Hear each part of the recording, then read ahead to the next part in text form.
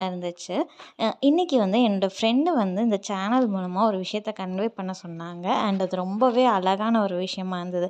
எனக்கும் ரொம்ப பெரிய சப்ஸ்கிரைபர்ஸ்லாம் இல்ல. அண்ட் வியூஸும் பெருசா இல்ல. பட் எனக்கு கிடைக்கிற 200 சப்ஸ்கிரைபர்ஸ் மீன்ஸ் 200 வியூஸுக்கு நான் இத சொல்லணும்னு நெனச்சேன். அதனால இந்த ஒரு விஷயத்த கன்வே பண்றேன்.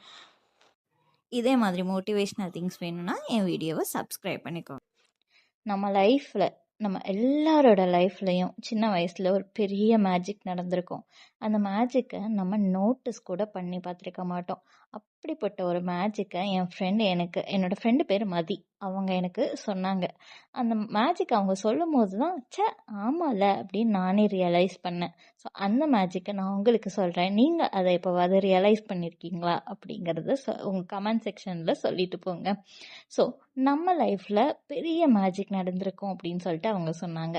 நம்ம தினம் தினம் யூஸ் பண்ணுற ட்ரெஸ்ஸு தன்னாலே துவைச்சி கபோர்டில் இருந்திருக்கும் சின்ன வயசில்.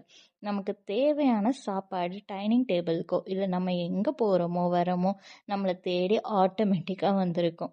நம்ம தூங்கும்போது கூட நமக்கு பெட்ஷீட்டு எல்லாம் நமக்கு எப்படி தேவையோ அதுக்கேற்ற மாதிரி செட் ஆகிருக்கும். அப்போ இது எவ்வளோ பெரிய மேஜிக்னு சத்தியமாக தெரியலை. இப்போ அவங்க ஒரு அம்மா. இப்போ அவங்க சொல்கிறாங்க, இப்போ நான் ஒரு அம்மா, நான் அந்த மேஜிக்கை பண்ணுறேன்.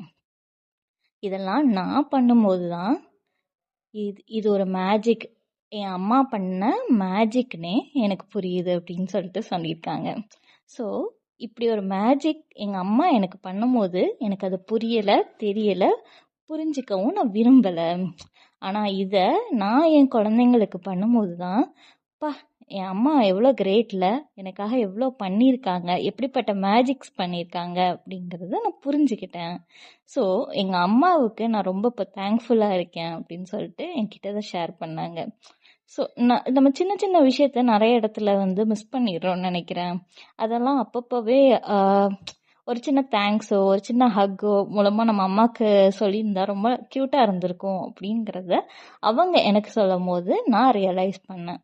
அதை அவங்க வந்து இது என் மூலமாக உங்களுக்கு ஷேர் பண்ண நல்லா இருக்குன்னு சொன்னாங்க.